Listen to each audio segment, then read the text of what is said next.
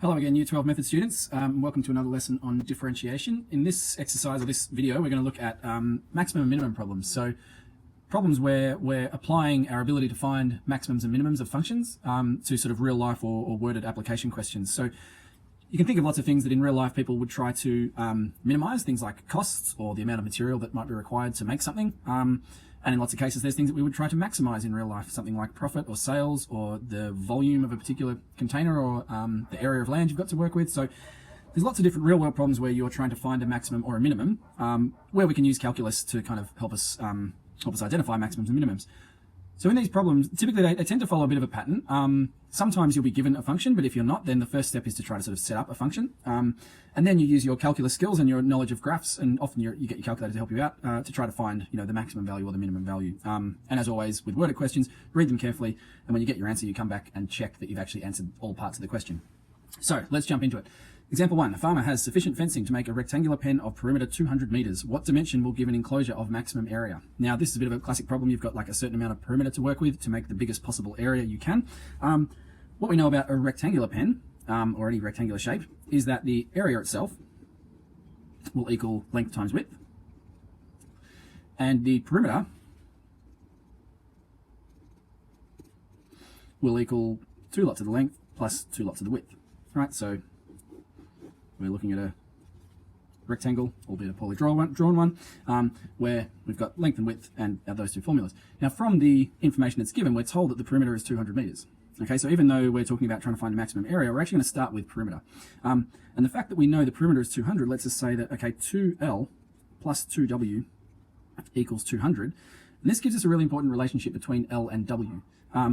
We can divide everything through by 2, and we can say that length plus width equals 200. And that lets us establish an equation for one variable in terms of the other. Now, it doesn't matter too much which way around you kind of organize this. I'm going to write this as width equals 200 minus length. Okay? And we'll see why that equation is going to be really important in a second. So call that equation 1. Now, the area, the thing we're trying to maximize, we said was equal to length times width, which is a nice looking equation, but unfortunately, we can't really use our calculus skills yet because we've got an equation in terms of two variables, right? We've got length and width. To fix that problem, we can use the first equation we established and actually make a substitution. So we're going to let the width equal 200 minus the length. And so we get area equals length times 200 minus length. And that equation now only has one variable on the right-hand side, right? And that means that we can differentiate it. We could sketch a graph of it in 2 dimensions. There's lots of things that we can do now that it only has one variable on the right-hand side.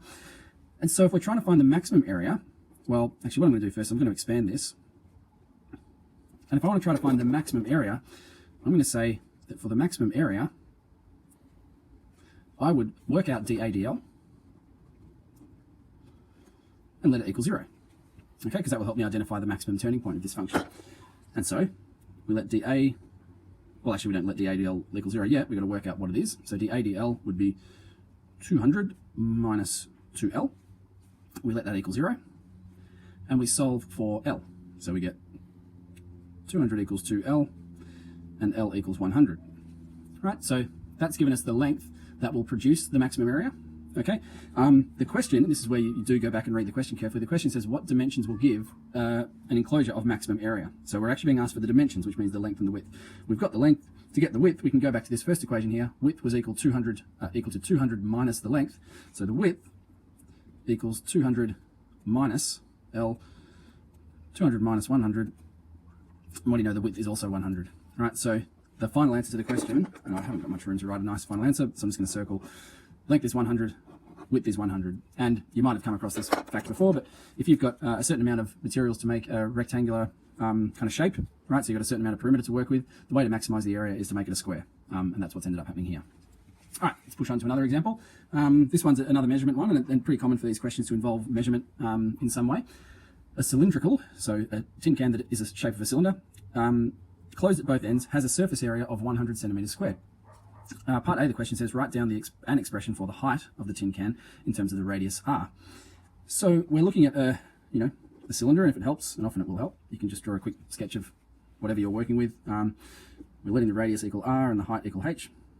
The surface area we were told something about And so if we're trying to establish some sort of relationship between h and r, well, it's good to start with the information that we're given, and that is that the total surface area of a cylinder, which is equal to 2 pi r squared plus 2 pi r h. The 2 pi r squared is the circles on the top and the bottom, and the 2 pi r h is the sort of section around the middle of the cylinder, and that is all equal to 100. So if we're trying to express the height in terms of the radius, well, our job is to take this equation here and rearrange it so that h is the subject. So we could subtract the 2 pi r squared,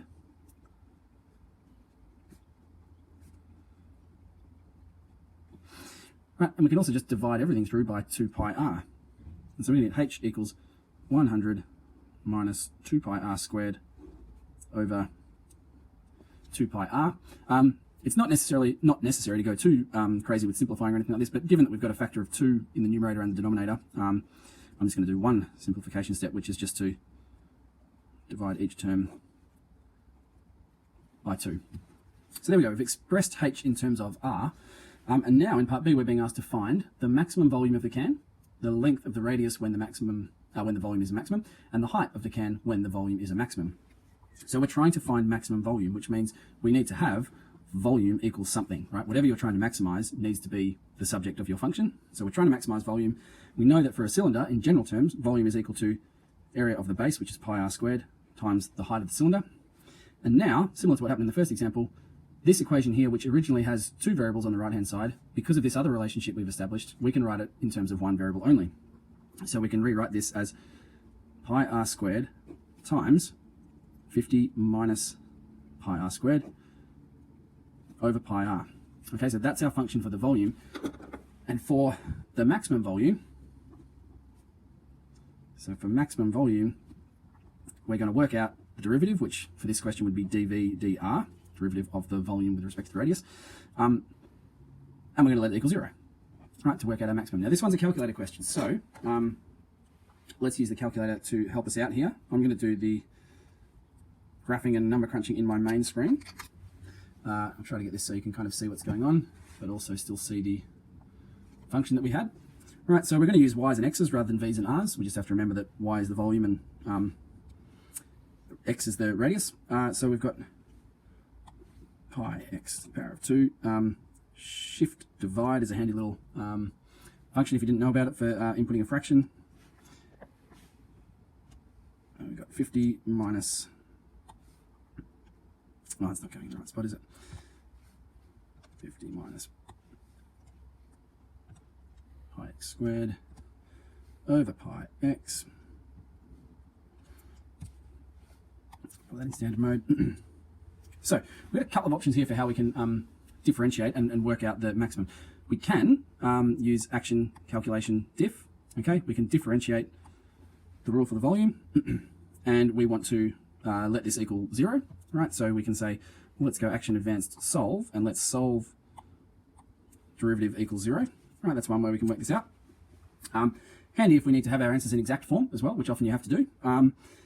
Or we can use the graph of the volume, and often that's a good idea to have a look at just so we can clearly see what's going on. So down the bottom here, I'm just going to drag shall clear all this, get the zoom back to center. We can take our original function for the volume, drag that onto the graph. You can see I'm going to have to play around with the zoom a little bit here. It looks like I need to look a fair bit higher to see what's going on and to see where a maximum turning point might be. So I'm going to change my y max to, let's say 100. See how that goes. Seems reasonable, right? And you notice that I'm sort of ignoring the left-hand side, anything to the left of the y-axis, because we're not going to treat volume as if it can be negative, and we're not going to treat the radius like it can be negative either. So we're really just looking at this part of the function here. And the maximum volume is going to occur from the graph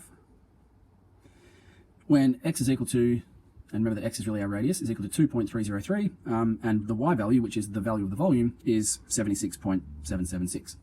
Okay, so that's another way to work out that maximum. In this question, we're only being asked to find things correct to 2 decimal places, so let's go through and answer as much as we can. We've got,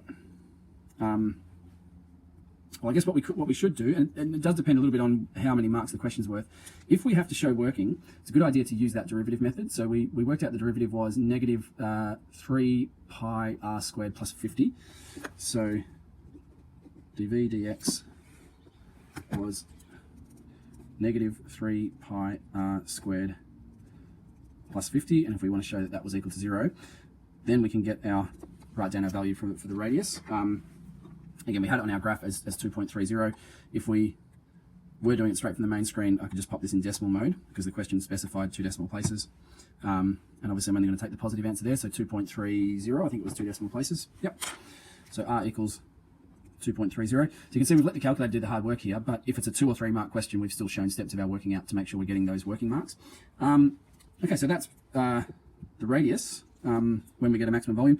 We also need to know the maximum volume, which, again, 2 ways of doing it. We did have it on our graph when we had that maximum highlighted, but what you can also do, if you're doing it more algebraically, is you can take the original function for volume.